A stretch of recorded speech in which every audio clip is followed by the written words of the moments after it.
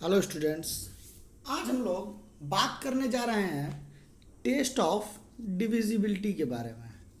Test of divisibility के बारे में, ठीक है, कि ये टेस्ट ऑफ डिविजिबिलिटी क्या होता है। ठीक है, इसका पहले मैं आपको बेनिफिट बता देता हूँ। मान लीजिए अगर आपको कोई भी बड़ा नंबर दे दिया गया, जैसे आपको दे दिया गया 3, 4, 5, 345 हो गया, या फिर इससे बड़ा इसी में 7, 4, 3 जोड़ लीजिए। ठीक है, आपको इतना नंबर दे दिया गया और आपसे पूछा जाता है कि क्या ये 3 से डिवाइड होगा या नहीं। ठीक है, आप कैलकुलेशंस में भी इसका इस्तेमाल कर सकते हैं। ठीक है, ये 3 से डिवाइड होगा या नहीं, अगर आप ये चेक करने लगेंगे, ठीक है, तो आपको इसको पूरा डिवाइड करके देखना पड़ेगा, सारे नंबर्स को बार बार डिवाइड करके देखना पड़ेगा। ठीक है, लेकिन अगर आपको टेस्ट ऑफ डिविजिबिलिटी के रूल्स मालूम है, ठीक है, तो आप ऐसे ऐसे कैलकुलेशंस को जो है इजीली, बहुत इजीली आप अपने मन में ही कर सकते हैं without using any pen and paper. ठीक है, तो चलिए बात करते हैं और देख लेते हैं एग्जांपल्स के साथ कि टेस्ट ऑफ डिविजिबिलिटी क्या है, 2 से कटने की कंडीशन क्या है, 3 से कटने की कंडीशन क्या है, 5 से कटने की कंडीशन क्या है, 4 से कटने की कंडीशन क्या है, 6 से कटने की कंडीशन क्या है, ठीक है, 7 से कटने की कंडीशन क्या है। ठीक है, ये सारी चीज़ें अभी हम देखेंगे। ठीक है, तो चलिए बिना किसी देरी के हम वीडियो को शुरू करते हैं। ठीक है, सबसे पहले देख लेते हैं टेस्ट ऑफ रूल जो है 2 का। ठीक है, यानी कि 2 से कटने की क्या कंडीशन है। ठीक है, तो अगर किसी नंबर को ये चेक करना है कि 2 से कटेगा या नहीं, तो हम सिर्फ उसका लास्ट डिजिट देख लेते हैं। क्या देखेंगे? लास्ट डिजिट देख लेंगे। ठीक है, अगर उसका जो लास्ट डिजिट है वो 0 है, या फिर 2 है, या फिर 4 है, या फिर 6 है, या फिर 8 है, अगर इन पांचों में से कोई भी नंबर है, ठीक है, तो वो कंप्लीटली डिविजिबल हो जाएगा किससे? 2 से। ठीक है, चलिए अब हम जो है एक एग्जाम्पल लेकर के देख लेते हैं। ठीक है, मान लीजिए आपको एक एग्जाम्पल दिया गया है, क्वेश्चन दिया गया 3, 4, 5, 6, 2। ठीक है, और आपसे पूछा गया है कि क्या यह नंबर 2 से डिविजिबल है या नहीं। ठीक है, तो आप इसका लास्ट डिजिट देख लीजिए। इसका लास्ट डिजिट क्या है? 2 है। ठीक है, और मैंने अभी आपको बताया कि अगर 0 हो या 2 हो या 4 हो या 6 हो या 8 हो या 10 हो, ठीक है, अगर ये सारे नंबर्स रहेंगे तो जो जो दिया हुआ नंबर है वो 2 से डिविजिबल हो जाएगा। यानी ये जो नंबर दिया गया है 3, 4, 5, 6, 2, ये नंबर जो है डिविजिबल है किससे? 2 से। ठीक है, चलिए एक और एग्जाम्पल लेकर के देख लेते हैं। ठीक है, मान लीजिए आपको दिया गया है 5, 4, 3। ठीक है, तो इसका जो लास्ट का नंबर है 3, ठीक है, ये हमारा, अब मैंने आपको नहीं बताया, यानी कि ये न ये 0 है, न 2 है, न 4 है, न 6 है और न 8 है।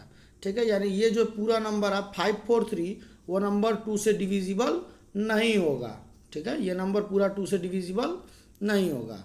ठीक है, चलिए अब हम अगला देखते हैं। ठीक है, अब देखते हैं टेस्ट ऑफ डिविजिबिलिटी ऑफ 3, यानी कि किसी भी नंबर के 3 से कटने की क्या कंडीशन है। ठीक है, कोई भी नंबर, आखिर हम कैसे चेक करेंगे कि कोई भी नंबर 3 से कैसे कटेगा। ठीक है, या फिर कटेगा या नहीं। ठीक है, तो 30 से कटने की कंडीशन क्या है, मैं आपको एक एग्जांपल लेके समझाता हूँ। मान लीजिए अगर दिया गया 3, 4, 5, 6। ठीक है, तो इसमें आपको क्या करना है, ये जितने भी नंबर्स दिए गए हैं सबका सम करना है, यानी 3 + 4 + 5 + 6। ठीक है, 6, 4, 10, 5, 15, 3, 18। ठीक है, तो ये कितना आ गया? 18। अब हम जानते हैं कि 18 जो है, यानी कि 18, वो 3 के टेबल में आता है। ठीक है, यानी कि अगर 18 जो है वो 3 से डिविजिबल होगा, तो ये पूरा नंबर यानी कि 3, 4, 5, 6 भी 3 से डिविजिबल होगा। ठीक है, ये डिविजिबिलिटी की कंडीशन है 3 के लिए। आपको जितने भी नंबर, जो भी नंबर दिया है उसके सारे डिजिट्स का सम कर लीजिए। ठीक है, सारे डिजिट्स का सम कर लीजिए, और जो सम आपको रिजल्टेंट का आंसर मिल रहा है आप उसको 3 से डिवाइड करिए। अगर वो कंप्लीटली डिविजिबल हो जाता है तो आपको जो दिया गया नंबर है वो भी 3 से डिविजिबल होगा। ठीक है, चलिए अब हम जो है अगला क्वेश्चन देखते हैं, मतलब अगला डिविजिबिलिटी टेस्ट देखते हैं। ठीक है, अगली डिविजिबिलिटी टेस्ट है वो 4 के लिए है। ठीक है, कि कैसे पता करेंगे कि कोई भी नंबर 4 से डिविजिबल है या नहीं है। ठीक है, जैसे मैं एक एग्जांपल लेके समझाता हूँ। ये क्वेश्चन दिया हुआ है 512, ठीक है, लास्ट में कितना दिया है 12। तो इसमें हमको क्या करना है, लास्ट के 2 डिजिट्स को देखना है। तो यहाँ लास्ट क्या 2 डिजिट क्या है 12, ठीक है। 12 जो है वो 4 से डिविजिबल हो जाएगा। 12 जो है वो 4 से कम्प्लीटली डिविजिबल हो जाएगा कितनी बार में, 3 बार में, ठीक है। यानी ये जो पूरा नंबर है 512 वो जो है 4 से कम्प्लीटली डिविजिबल हो जाएगा, ठीक है। यदि जो है लास्ट के 2 डिजिट्स हैं, ठीक है, अगर वो कम्प्लीटली डिविजिबल हैं किससे, 4 से, ठीक है, तो वो जो नंबर है क्या होगा, वो 4 से डिविजिबल हो जाएगा, ठीक है। चलिए अब हम जो है 5 की कंडीशन देखते हैं, ठीक है। मान लीजिए कोई भी आपको नंबर दिया गया, 5 से कटने की क्या कंडीशन है कि लास्ट में जो है या तो 0 होना चाहिए या तो 5 होना चाहिए। अगर यही 2 नंबर रहेंगे तो ही जो है वो 5 से डिविजिबल होगा, नहीं तो नहीं होगा, ठीक है। चलिए एक एग्जांपल लेके देख लेते हैं, ठीक है। मान लीजिए अगर आपको दिया गया 510, ठीक है। अगर आप टेस्ट ऑफ डिविजिबिलिटी नहीं जानते हैं, डिविजिबिलिटी के नियम नहीं जानते, तो आप इसको 5 से पूरा जो है डिवाइड करके देखते हैं, ठीक है। लेकिन अगर आप डिविजिबिलिटी जानते हैं तो अगर आप लास्ट का साइन ही देख लेंगे 0 है तो आप सीधे सीधे बता देंगे कि ये नंबर जो है 5 से डिवाइड हो जाएगा, ठीक है। यही फ़ायदा है टेस्ट ऑफ डिविजिबिलिटी मालूम होने का, ठीक है। इसका आपको ज़्यादातर बेनिफिट जो है हायर क्लासेस में मिलेगा, जब आप जो है बड़े बड़े कैलकुलेशंस को जल्दी से जल्दी करने की कोशिश करेंगे, ठीक है।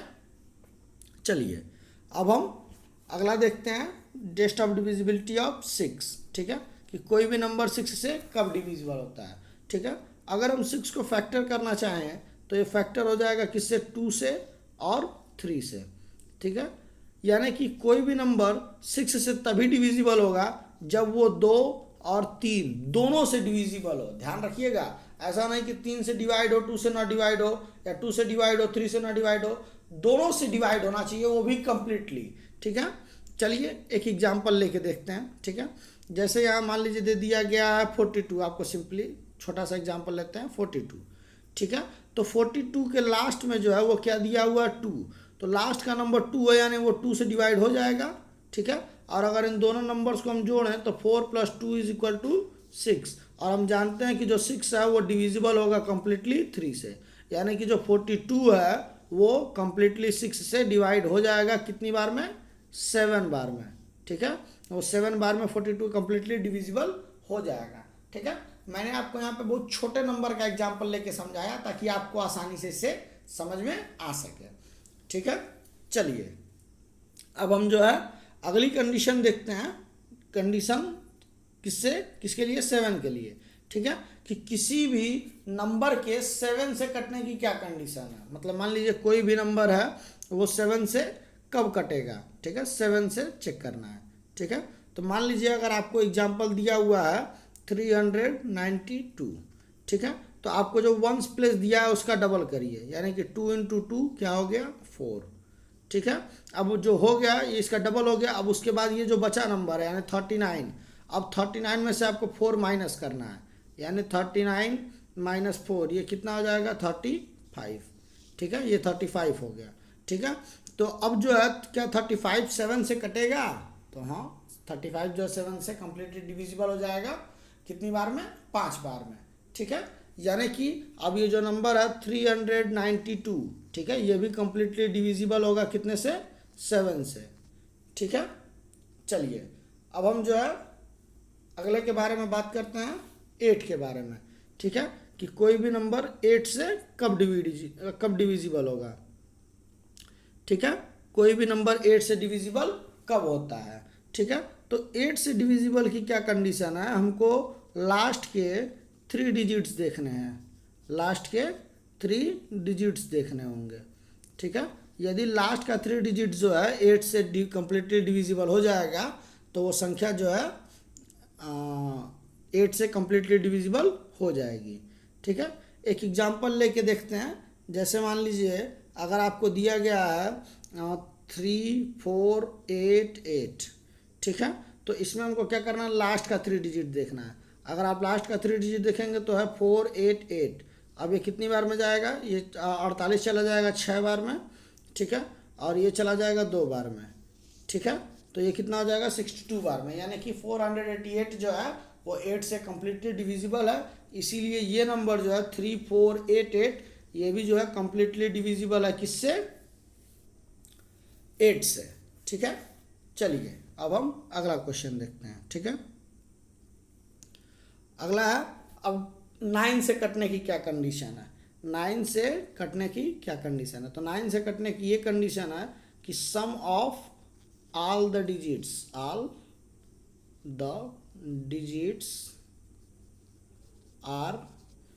divisible by 9। ये भी सेम 3 के जैसा ही है। आप सारे दिए गए नंबर्स का सम करिए, अगर वो नंबर कंप्लीटली जो है 3 से 9 से डिवाइड हो जाता है तो टोटल नंबर जो है वो भी 9 से डिवाइड हो जाएगा।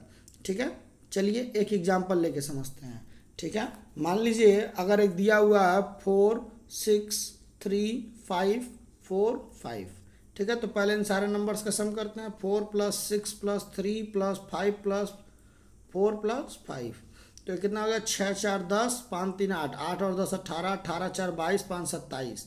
ठीक है, कितना हो गया 27। हम जानते हैं कि 27 जो कम्प्लीटली डिविजिबल होगा 9 से कितनी बार में, 3 बार में। यानी ये जो पूरा नंबर है 4 6 3 5 4 5 ये कम्प्लीटली डिविजिबल हो जाएगा किससे, 9 से। ठीक है, चलिए अब हम अगला देखते हैं। ठीक है, यानी कि अब हम देखते हैं 10 से, किसी भी नंबर के 10 से कटने की क्या कंडीशन है। तो 10 से तो सबसे इजी है कि लास्ट का जो डिजिट है, लास्ट डिजिट इज 0। ठीक है, उसका जो लास्ट का जो डिजिट है वो 0 होना चाहिए, बस सिंपली एक कंडीशन है। ठीक है, जैसे मान लीजिए अगर आपको एग्जांपल में दिया हुआ है 50, तो लास्ट का 0 अगर लास्ट का डिजिट अगर 0 है तो डिविजिबल होगा। ठीक है, किससे, 10 से। ठीक है, 73 लास्ट का डिजिट 0 नहीं है, ये तो कम्प्लीटली डिविजिबल नहीं होगा 10 से। ठीक है, चलिए अब हम देखते हैं अगली डिविजिबिलिटी टेस्ट, यानी कि 11 से। 11 से यानी कोई भी नंबर 11 से कब डिविजिबल होगा, तो इसमें हम लेंगे डिफरेंस ऑफ, ठीक है, sum of digits of odd places.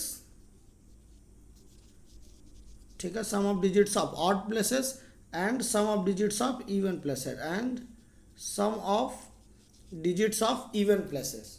ठीक है, चलिए मैं आपको एक एग्जांपल लेके समझा देता हूँ। ठीक है, जैसे कि मान लीजिए अगर दिया हुआ है 6 8 4 3 2। ठीक है, 4 3 3 2। ठीक है, तो अब जो है इसमें आप ऑड प्लेसेस पे देखिए, तो जो पहले पे है वो ऑड, ये ऑड है, ये ऑड प्लेस पे है और ये ऑड प्लेस पे है। तो कितना हो जाएगा 6 4 10 3 13। ठीक है, अब इवन प्लेस को देखते हैं 8 और ये हो गया 3 11 और ये 2 13। 8 + 3 + 2 यानी कि 13।